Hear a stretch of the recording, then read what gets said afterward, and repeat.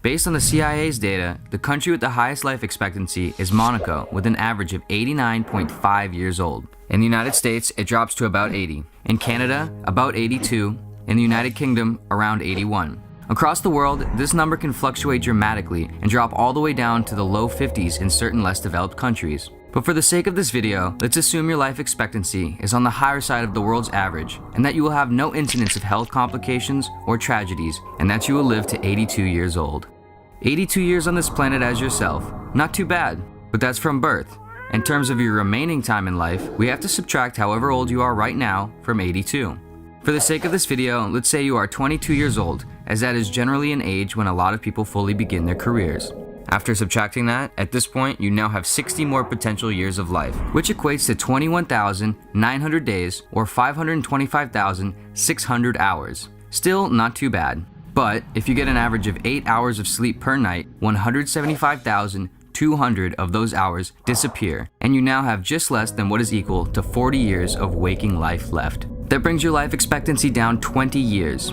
That's kind of scary, but it gets a lot scarier if the following is true for you. A 2017 survey indicated that about 50% of US workers described themselves as unsatisfied or unhappy in their job. In another 2017 study conducted worldwide, when asked anonymously, 85% of workers admitted to disliking or hating their job. At such a large percentage, it is rather likely that one of these people might be you. Or perhaps you don't necessarily hate or dread your job, but you find yourself rarely ever enjoying it or feeling inspired by it, and are always wishing for the weekend, always wanting the week to be over and for it to be Friday night. If this is the case and your life enjoyment is based almost entirely on the weekend, let's see what happens when we subtract all the weekdays from your remaining 40 years of life. There is an average of 260 work days in a year, not including holidays. After subtracting those across your remaining 40 years, your number of days goes from 14,600 all the way down to 4,200, leaving you with only about 11 years. But if you figure you retire at an average age of around 63, you might say that you should get some of those days back. But if you also figure that in the US, the chance of having a disability or mental impairment is 68% for people over the age of 65, then this age isn't exactly a time of your life to hold out for and claim as years filled with happiness and enjoyment. So in fact, I would argue that in terms of desirable life, we should actually take at least a portion of those days away. First, let's give you them all back. But then let's consider that after the age of 65, as you grow older and older, the likelihood of developing health conditions or having existing health conditions worsen only increases. So as a rough, generalized average, across all the years after retirement, all the way up until death, let's say a person has somewhere around 2 good, healthy, enjoyable days out of every 7. Now, you are exactly right back where you were, with 11 years of remaining life.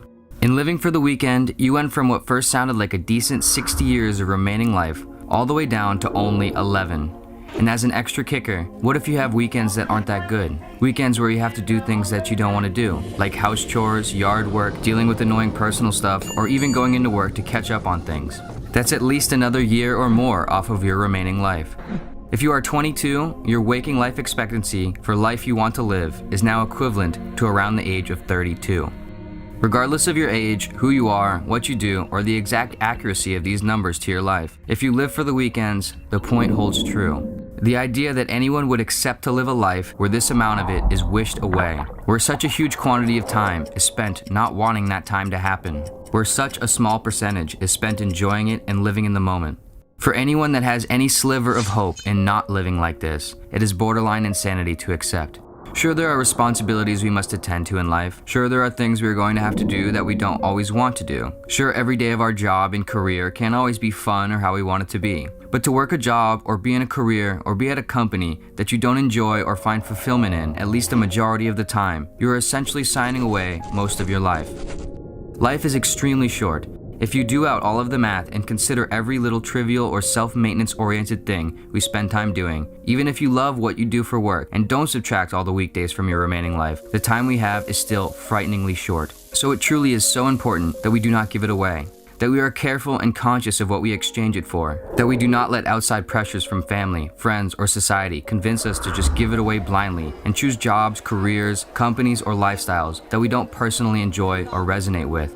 That we don't become easily distracted or persuaded by short-term glitz and glamour that we know we don't really need, and that we try our best to avoid accepting anything less or making big mistakes that force us to have to. If you feel like you are constantly wishing for the weekend, only for it to come, and then in a blink of the eye, it ends and you are back at the same starting point on Monday, waiting for the weekend all over again. If you feel like you are anywhere close to living a life where you dislike almost every day of what you do, throwing each day into the trash of wasted time, perhaps you should spend some of your time trying to figure out how to make sure you don't waste any more of it. Thank you for watching. If you found enjoyment and value in this video, please give it a thumbs up, share your thoughts in the comments below, and if you are not already, be sure to subscribe to our channel. We are constantly coming out with new videos to help you experience life with clarity and wonder.